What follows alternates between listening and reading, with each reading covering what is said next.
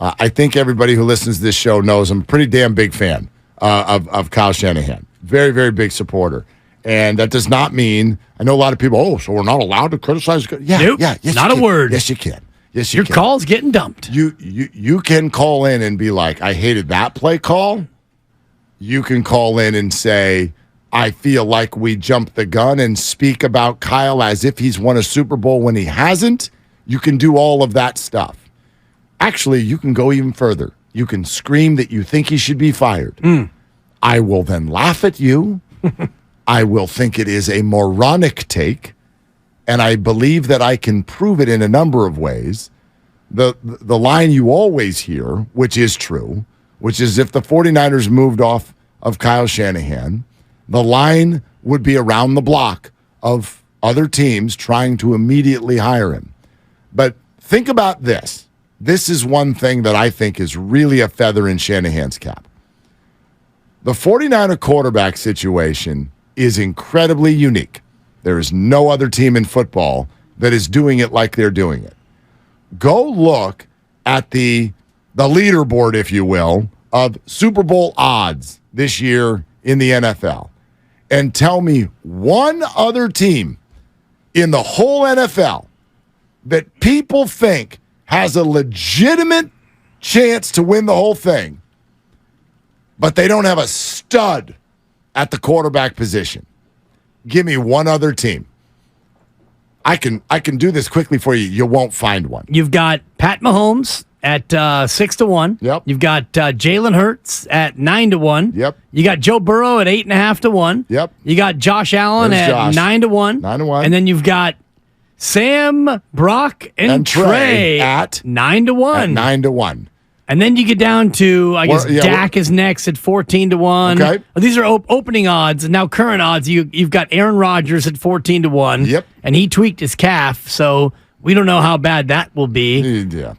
We'll see. Yeah, who knows? Dak at 16-1. Then you have Lamar at 18-1. You've got Jared Goff. Hang in there, big guy. At 20-1. Then you get to Tua, and then you get to Trevor Lawrence, and then you start getting down into the Chargers and the Browns and all that. Sure, and so the Jared Goff, Trevor Lawrence, Tua group is kind of interesting because that's the group that everyone thinks, well, that's a solid team, but they're going to legitimately believe that they're going to win the Super Bowl.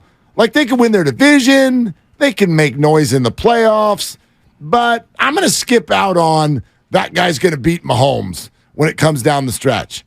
Or Josh Allen or Burrow. Oh, but not the Niners. Not the Niners. Yeah, the Niners can win the whole thing. And we're sitting here in almost June. It's not that we think that we don't even know who it is. They don't even know who it is. We don't even know who the quarterback is, and the world thinks they're 9-1 to raise a banner. That is unbelievable. And then take it a step further. How many times have you heard the whole conversation surrounding Sam Darnold just in the last month and a half sound different than it ever has before? Oh, Sam Darnold is an elite thrower of the football. No one says he's elite. Oh, he's the best arm in camp, and it's what every single beat. Now, they've never had someone that can throw outside the numbers like this guy. Don't forget, he's the 3rd overall pick in the draft. Don't forget. Those are facts. He's not just. I'm hearing all this during the spring. Why has the world suddenly decided that Sam Darnold is elevated beyond who you've actually seen him be on 2 NFL teams through the last handful of years? Why do you think that is?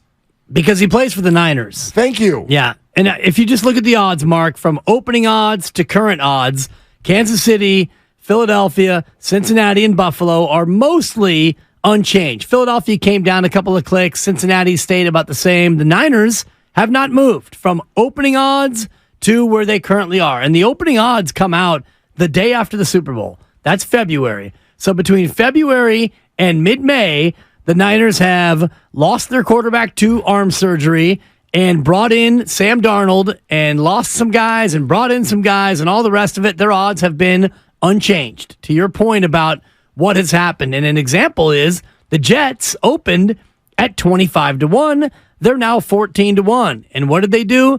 They brought in one of the greatest quarterbacks of all time in Aaron Rodgers.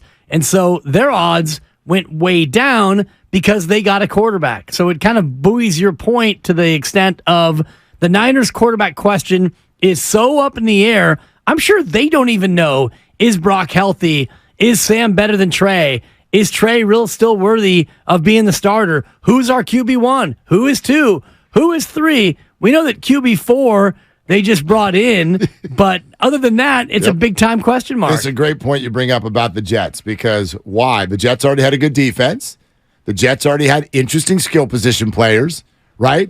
Like a lot of people go, oh, well, Mark, the reason the Niners are such a favorite, we don't even know who the quarterback is, but they've got every other position figured out. So do the Jets. Right. So do the Jets. But you didn't think they were a Super Bowl contender until what happened? Oh, they got Aaron Rodgers on the team. Now they're a Super Bowl contender. I've never seen anything like this in my life. It's not just this year. I've never seen anything like this in my life. They're Super Bowl favorites. I know we don't know who their quarterback is, but they're Super Bowl favorites. Tell me when that's ever happened in the history of ever, and explain to me how somehow Kyle Shanahan isn't at least part of the answer why. The bottom line is, everybody thinks quarterbacks get better when they get to Kyle. So we've decided that Sam Darnold is still viable. I remember the GM, the unnamed, we've talked about it before. Unnamed GM. Unnamed GM. Thank you. In the draft, the Trey Lance year, was asked, which of these 5 young quarterbacks do you like? And his answer was whichever one ends up with Kyle. Now, it hasn't worked out that way. All kinds of reasons why, and you know. But I don't think there's a comp here of a team that is top 5 Super Bowl favorite throughout the entire offseason, and people are sitting here going, yeah, I don't even know who their quarterback is. It's one of those young guys over there. Yeah. None of them have ever done a damn thing in the league. You'd be hard-pressed to find another example. What? Well, most teams by now know who their quarterback is, and the 49ers know they don't know a lot. They know that they want it to be Brock Purdy, but they don't know with any certainty that he can throw a football. They know he can throw a towel, as the reports have been during off-season work and all the rest of it. He's been throwing towels around. Which I don't like just from an energetic standpoint. Don't throw in the towel. I think that No, but throwing, you got to throw something. You can't throw a sock. So a towel kind of mimics what a football size would be. I guess. So from a hand standpoint, you can throw like a 4-ounce towel or whatever, and you can at least feel like you can do the footwork, and you can hold the towel up, and then you're throwing a towel. I liked your spiral sound. Yeah, thank you. That was good. Well, that's the towel spiral sound. When baby's getting a bath and the wife says, I need a towel, and I'll throw a towel in there. Because you don't want to, you don't want to hurt anyone. What's your completion percentage? Oh, it's about 95 with the towel. Is it? Yeah, okay. for sure. All right. For sure. Supper can catch. I had no idea. Hands on supper, Out no of girls, doubt. Supper, good to meet you. Yeah, small target. Yeah. Pretty petite, but, you can definitely. Slot receiver. No doubt. Okay. A little bit of a Wes Welker vibe. Very quick out of the break. Great hands and a sneaky toughness, without a doubt. Okay. I'm going to put her as a Wes Welker. I like that. 888-957-9570. Andy in San Lorenzo. Hey, Andy, what are you doing? Hey, I'm actually driving home from work. But anyway, I do like the acquisition of Sam Darnold. I do feel that of the QBs that he does have the strongest arm, and being in Kyle's system may just be a huge blessing for him. And I'm still saddened by the fact that they passed on Patrick Mahomes in the previous draft. And then lastly, Harbaugh. He was a great coach as far as mentoring QBs, but that's because he was a former NFL QB. Hey, guys, thanks for taking my call, and I appreciate all of you. Andy, we appreciate Thanks, you. Thank Andy. you. Speaking of the Harbaugh era, I thought Shasky was really, really interesting this morning with regard to the Brock Purdy situation, if you will. And yes, just get ready for a summer of the word situation. I don't ever know what other word to use to describe all of these teams. The 49ers have a quarterback situation. The Warriors have a contractual, financial situation. And we're going to be here to hold everybody's hand, and you'll hold ours, and we'll figure the whole thing out. They've got a vibe situation, too. There's that, too. Yeah. I mean, they've got a number of situation. situations, yeah. So, but You got a GM situation. I love what Shasky said, which was, I thought, one of the best sort of rants I've heard yet in terms of not making it sound like you don't believe in Brock Purdy, but providing context that you can't decide firmly after 9 games, 8 games.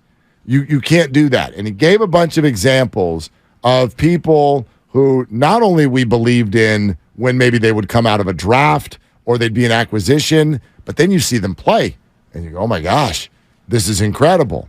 And then there is regression for whatever reason. Not always their fault. Could be the team, could be an injury, surroundings. But he centered the conversation on Colin Kaepernick, which he thought was going to be sustainable. So did I. They brought up Baker Mayfield. And you and I are in the other room bringing up other names, and it goes to other sports. Here's why I believe in Brock Purdy. The situations that we're bringing up are rare. It's not often a Jeremy Lin will go crazy, people will buy jerseys, and then it's just kind of like, okay, that didn't actually become that big of a thing. Remember Kevin Moss for the New York Yankees? Bishop O'Dowd. And everybody wanted his baseball card, and then that was it. Like sometimes players will come in and it really hits, and then the league adjusts and things regress to the mean, and it's not what you thought it was. I think it's rare, but the belief in Brock Purdy has to be, to a degree, measured. Just because it hasn't been that long yet. And what really makes a player work in this league is his ability to do it over and over and over again, and then be ready for the adjustment that the league is going to make to them and still succeed.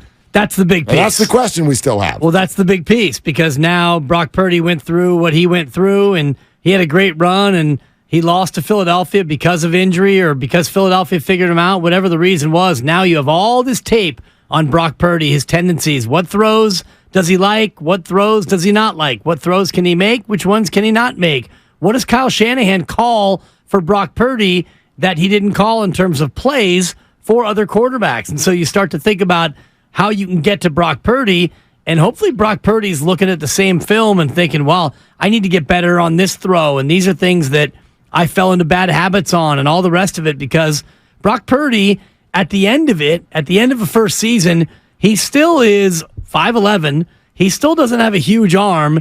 He still was passed over by every team virtually 6 to 7 times, depending on how many picks they had. And he still is a guy who has a lot to prove. So hopefully he's in the lab, shout out Guru, working to get better.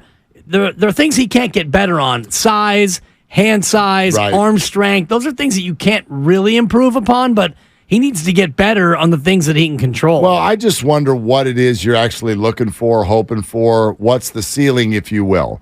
Like Brock Purdy, even as well as he played, his record was dominant, but I don't know if he looked like a dominant football player. In other words, when you watch Mahomes play, you're like, dude is dominant. He's dominating. Jalen Hurts last year, dominated. Josh Allen can dominate a game. Brock Purdy just consistently made all kinds of correct plays. And at times, I think flashed an athleticism and a smarts, a presence that obviously no one thought was there, or else he wouldn't be a 7th-round draft pick. But even when you got to the playoffs, at any point in the playoffs where you're like, dude, Purdy is just toying with these people.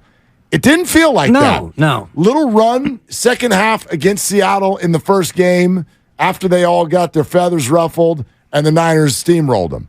But the Dallas game was not dominant offensively, and then the Philadelphia game for Brock essentially never even happened. So I don't know what it is you're asking of Brock Purdy to do, but last year was good enough with that roster at least, so that's probably okay. Well, with the Shanahan offense, you don't need him to dominate, and that's always been my point about Kyle Shanahan and quarterbacks. You don't need a quarterback to come in and Mahomes it, because you have so much talent around Brock Purdy. It's more than just don't mess it up. It's make the smart play, the right play, and do that consistently. That's all you need from your quarterback.